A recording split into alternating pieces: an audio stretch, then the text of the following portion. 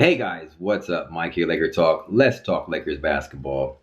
So we ended up losing this one 104-113 to Toronto at home. They're playing without Kyle Lowry, no Serge Ibaka, and they ended up catching us on the chin. We stumble. They smelled blood. They caught momentum and all the confidence and basically pulled this one out. Let's talk about it. But before we do, as you all know, if you're in need of some fresh Lakers gear, hats, jerseys, t-shirts, classics, everything you need, check out the link in the description, fanatics.com. They have all the fresh stuff. Some of the dopest stuff on the internet, fanatics.com. I'm partnered with them. Check out the link in the description, buy you a few things. Let's talk about this game. All right, so in a nutshell, so here's how I kind of read this game. This game seemed to be like one of those games where we had the football and we're stiff arming one person here. Another person on their team has our right leg and we're kind of like dragging them into the end zone. And that's how it felt. Like they were going to scratch us. They were scratching us on this arm. This person was gnawing on our legs, but we're kind of dragging them in. We were up at 9 at one point, 10 at one point. LeBron James is joking with Pascal Siakam in the third. You know, Van Vliet was trying to do some things early. Siakam wasn't doing anything, was shooting a lot, wasn't finding the three-point shot until Kuzma came in, and he just completely destroyed Kuzma, which we'll talk about in a second. But you got Siakam, you got Van Vliet was trying to carry them, which was basically their only two stars in this game. But then craziness happened, which you'll trip out when I show you these stats. So Siakam's on the bench, Van Vliet's on the bench, and that's when they catch their run. You had guys like Norman Powell, Chris Boucher, which I like this dude, Ryan Hollins Jefferson, Terrence Davis. You had these guys basically make the run for them and basically put them up by like 9 or 10 at one point. Now you would trip out. Like when you look at the stats, so let me just go over the stats. Norman Powell, for the season, he's 8.8 points a game. He ended up scoring 14 points on us. Chris Boucher, who looked like a freaking all-star on us, he scored 15 points on us, even hit a three-pointer like this. He averages 1.8 points a game. And he looked like an all-star against us. Ryan Hollins Jefferson looked like a freaking stud. And he's scoring 1 point a game. Terrence Davis, 13 points on us.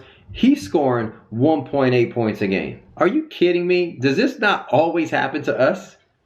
Does this not always happen to us? Like, how do these scrubs, like you can put that same lineup 10, and these aren't scrubs really, I'm just joking, but you put that same lineup 10 out of 10 times against us and you probably won't have that same run. But again, it happens sometimes to the Lakers.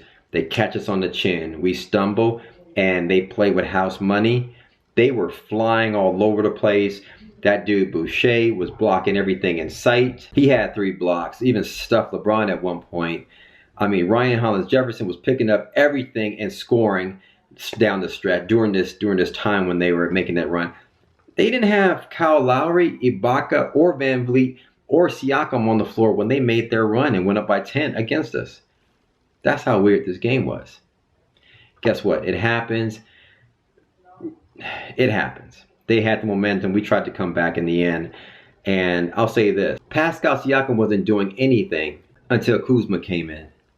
And listen, if Kuzma didn't hit those 2 tough shots in the end, I mean, this would... Are you kidding me? So Kuzma comes in and guards Siakam, and Siakam completely destroys Kuzma. If you don't believe me, go watch the film. This was probably one of his worst games defensively. And Siakam's a tough cover. I ain't gonna joke. This dude's probably an all-star, but Kuzma just got destroyed by him. He smelled blood on Kuzma, and he just destroyed Kuzma. And if it wasn't for those 2 tough shots in the end to bring us within 4 in the end, Kuzma basically is worthless at that point. He ended up with 15 points. So, you know, people are going to be like, Kuzma scored 15. Yeah, but what you got to see from this game, you to take away from this game, like our bench technically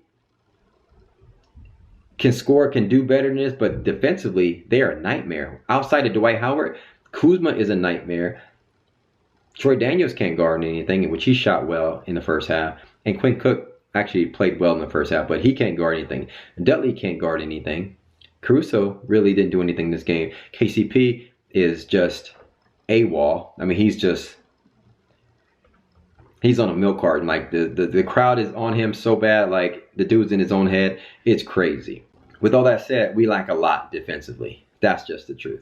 So we came within 4 in the end. Kuzma hit some big shots, and then an ill-advised 3 from Kuzma. At that point, they go up by 6, and then we tried to hit another 3, we missed, blah, blah, blah. AD tried to hit a 3, missed, and they pull it out. But when you look at our stats, LeBron James is kind of tired. I mean, the guy deserves to be tired. I ain't going to knock LeBron. 13 points, 13 rebounds, 15 assists. Still a triple-double. Was getting everybody involved. Was still doing his thing. But we got nothing from Danny Green. Danny Green is in a slump. I think he scored 4 points like 2 games ago, 3 points last game, and 0 points today. 0 for 5 from the field, 0 for 4 from 3. I mean, if you really want to point some fingers, you got to start calling out Danny Green. I mean, we rely on this dude to play better, and we can't have. I mean, he went under the radar last few games, but he plays good defense. But I mean, he can't play a game when LeBron James is tired and all that stuff and scores 0 points. He's got to play better, straight up. As bad as Kuzma got destroyed defensively, you got to look at a guy like Danny Green and say, Danny Green, like, come on, bro. You got to give us something. Anyway, but when I look at this game, you go, man, we need players like that on our bench. But then you look at their averages and go, oh, this was just one of those games where they look like all-stars against our bench. And that basically just says to me that our bench lacks a lot defensively. And those are some things that we are going to have to clean up. And because we can't put so much pressure on our starters. And then when you see somebody like Danny Green not having a good night or being in a slump over the last several games, you're going to have games like this. Anyway, that's my thoughts for this game. Hit me up in the comments below. Let me know your thoughts. Thanks for commenting, liking, and subscribing. We got the Suns next. Hopefully, we have a better outing. We get some rest, watch some film, and clean some things up on the next game. Hit me up in the comments below. Let me know your thoughts. Thanks for commenting, liking, and subscribing. As always, follow me on Twitter and Instagram at MikeSportsLA. Be sure at the end of the video, hover over that circle, subscribe to my YouTube channel. Holla at your boy. We'll talk soon. Peace.